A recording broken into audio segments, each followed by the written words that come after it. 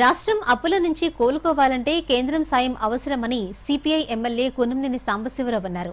అలాగే రాష్ట్రాన్ని అప్పుల ఊబి నుంచి బయటపడేలా చేయడానికి బీఆర్ఎస్ సలహాలు సూచనలు ఇవ్వాలని అన్నారు. వక్ఫ్ బోర్డు కోసం చట్టం చేయాల్సిన అవసరం లేదని అన్నారు. అలాగే కంచగచ్చిబౌలి భూమి వ్యవహారంలో ఉన్న ఆ ఎంపీ ఎవరో కేటీఆర్ బయటపెట్టాలని డిమాండ్ చేశారు. అలాగే తమకు బీఆర్ఎస్ పార్టీతో కలిసి పనిచేసే ఆలోచన లేదని, కాంగ్రెస్ తోనే ఫ్రెండ్లీ పాలసీ కొనసాగిస్తామని ఎమ్మెల్యే కూనంనేని సాంబశివరావు చెప్పుకొచ్చారు. గవర్నమెంట్ చేసే నిర్ణయాన్ని మేము సపోర్ట్ చేస్తాము. అదే విధంగా కవిత గారు కానీ లేదా బీఆర్ఎస్ కానీ ఇటు మంచి డిమాండ్స్ పెడితే, డిమాండ్స్ మంచిగా అనుకున్నప్పుడు వి సే yes, definitely we support such demands, but not by allying with those people directly.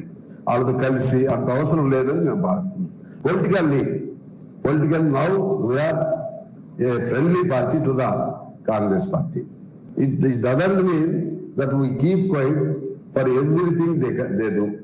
Our first priority is public people. Firstly, we are the people friendly party. Later, politically, we are the Congress friendly party. But at the same time, when public issues are there, definitely we take up such issues. ఇప్పుడు RTC ఉంది,